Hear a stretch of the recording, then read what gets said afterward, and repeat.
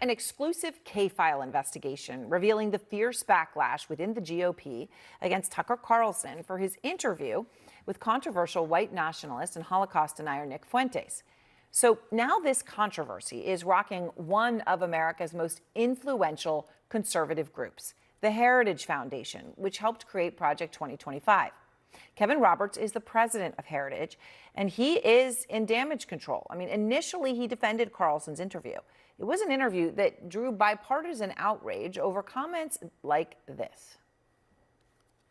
And I think that neoconservatism, where does it arise from? It arises from Jewish leftists who were mugged by reality when they saw the surprise attack in the Yom Kippur War. Yeah, well, that's a lot of it for sure. But then, like, how do you explain Mike Huckabee, Ted Cruz, and there are a lot like that, John Bolton. I mean, I've known them all, George W. Bush, like Karl Rove. I mean, all people I know personally who I've seen like be seized by this brain virus, and they're not Jewish. What you're saying about putting aside the tribal interest for the corporate interest, Yes. That's absolutely the case. The main challenge to that, a big challenge to that, is organized Jewry in America.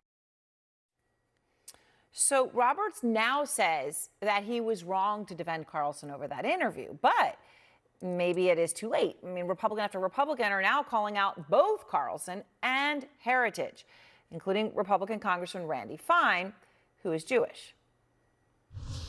And when widely respected conservative thought leaders like Tucker Carlson go insane, because that's what he has become, people start to believe it. We ended our relationship with Heritage. We're working with many Jewish groups that have ended their relationship with Heritage. And really I have to do is talk to my colleagues, because the biggest issue we have with Tucker Carlson is people remember the Tucker Carlson of 5 years ago. That's what makes him so dangerous.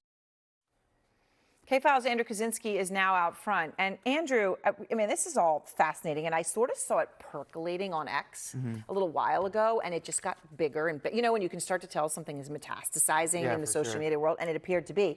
So you've been talking to a lot of people within the Heritage Foundation. What are they saying? That's right, Aaron. So the staff that we talked to told us the Heritage Foundation is in open revolt over the president's defense of Carlson. One senior staffer told us it was a, quote, absolute shit show inside the organization, saying that Roberts had, quote, lost control over the organization.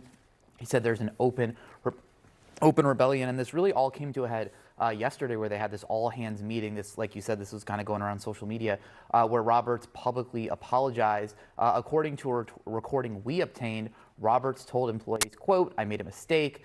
I let you down. I let this institution down. I'm sorry, period, full stop. But he also made clear he has no plans to resign. Now, we also obtained messages between senior Heritage staff earlier in the week where they were discussing the situation. I want people to look at some of these messages that we looked at. One of them described the workplace as, quote, flailing and in damage control. Another said, this makes me sad and mad, in a comment to another top level staffer. One senior staffer reposted a colleague saying, this crap is really hurting Heritage, and added, as it should. Another wrote, I'm disgusted by this, and I don't understand how this premeditated and orchestrated response that's talking about the initial Roberts video could come out of one of the biggest think tanks in the world. The source who provided this to us basically said they didn't want these names to be identified for fear of retaliation. And Aaron, this backlash is not just limited to the staff of Heritage, it's also reaching the foundation's donors. One major donor whose organization contributes more than $500,000 annually to Heritage Foundation told us that they had totally lost faith in Roberts. You can see their quote right there. They said, I'm waiting to see how things play out, but if Kevin remains as president, we will not be giving to Heritage. Likewise, the Zionist Organization of America, that's actually the oldest pro-Israel group in the United States, announced that it was withdrawing from Heritage's initiative on anti-Semitism unless Roberts publicly apologized and retract his praise for Carlson. Now, current and former staff that we spoke to, they really say this is part of an identity crisis that's at Heritage. It's pitting the longtime policy experts, people who have been there for years, versus this newer crop of Roberts, of operatives that actually came in under Roberts in 2021. I mean, it's amazing. Heritage used to be, okay, you would go there for economic papers, and you go, you know, for traditional, more conservative, small government Right now, it's become this very, very different thing, Project 2025 and on, right? Much more social, much bigger. I mean, it's different. More populist. Right. And so it is a total brand shift. I mean, they're right about that. It all started with Tucker Carlson's interview with Nick Fuentes, so this current brouhaha, right? When,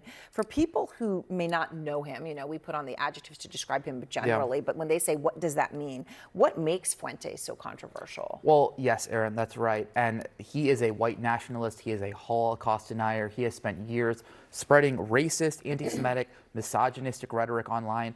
Last fall, he actually said he didn't vote for Donald Trump because Donald Trump didn't go far enough in pushing an America First agenda that matched his own white nationalist views. He said things like he wants to return to the Middle Ages, to a time when women couldn't vote, when contraception and fornication were banned. He said things like, quote, I think the Holocaust is exaggerated, quote, Hitler is awesome, and quote, that a lot of women want to be raped. Those are all literally things he said. He even praised the Taliban's takeover of Afghanistan, celebrating that the group would, quote, ban abortions, vaccines, and gay marriage. And in this interview with Carlson, he even expressed admiration for Joseph Stalin, dictator of Soviet Union. Now, Fuentes has also made clear that he wants this kind of turmoil in the GOP. On his show, he said, quote, we want disruption, we want chaos, we want infighting. So when Carlson hosted Fuentes for this largely friendly conversation, he did not challenge him on a ton of that stuff. It set off that outrage on the right that's not only tearing through Heritage Foundation, but through much of the conservative movement. Aaron, we did reach out to Carlson, Roberts, Heritage. We asked about all of this. We didn't hear back from anybody, so it's going to be interesting to see how this continues to play out on the right, because as you said, it's really just bubbling up even more. It's just incredible. Ben Shapiro writes, quote, if Republicans cower before Nazi apologists and their popularizers, the GOP will lose and deserve to, unquote. And here now is Ben Shapiro, co-founder of the Daily Wire. Ben, what was your reaction not only to Kevin Roberts' apology, but also just how he's handled all of this?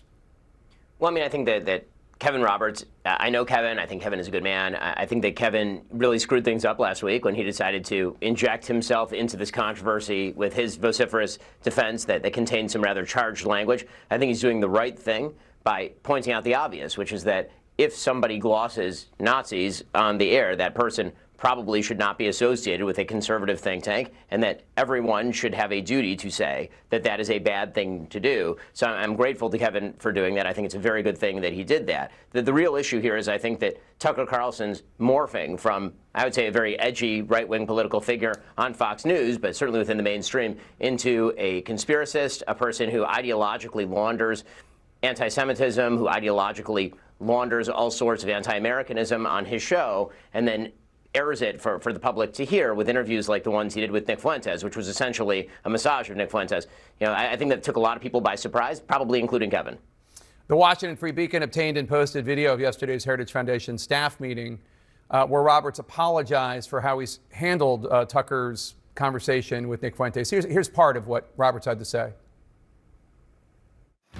I didn't know much about this Fuentes guy. I still don't, which underscores the mistake. I can tell you with a clear conscience and not making any excuses that those were my intentions, to fix all of that. And obviously I didn't. I made them worse. We reached out to the Heritage Foundation for comment about the video. We were referred to Kevin Roberts' social media post from yesterday. What's your reaction? And let me just note that Nick Fuentes has been fairly notorious for years now, including when he dined with President Trump at Mar-a-Lago.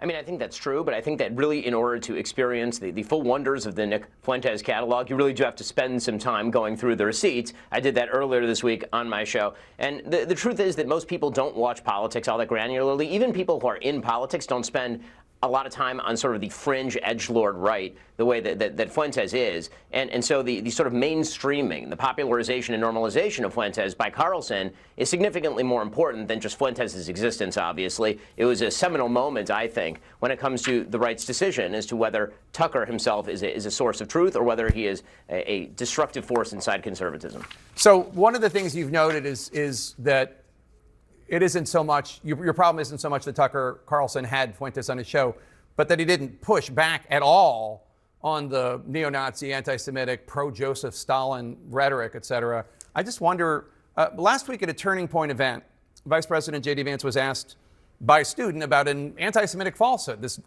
crazy notion that Judaism openly supports the persecution of Christians. It's not true. But J.D. Vance was asked about it. Instead of pushing back or correcting the questioner, he said this. There are some significant theological disagreements between Christians and Jews. My attitude is, let's have those conversations. Let's have those disagreements when we have them. But if there are shared areas of interest, we ought to be willing to do that too. What did you think of that? You know, obviously in a vacuum, I think that answer is fine. I think as a response to the question, which was asked, as you say, in a tremendously anti-Semitic way, the idea that Jews are persecutors of Christians is an absurd contention. Obviously, I would have preferred more from the vice president, but I think the broader problem here is, again, that you have an enormous number of young people who are engaging with true white supremacist, anti-Jew content and are taken in by it, and there do need to be more voices pushing back on that. Ben Shapiro, we thank you for your voice. Thank you so much. Thanks so much.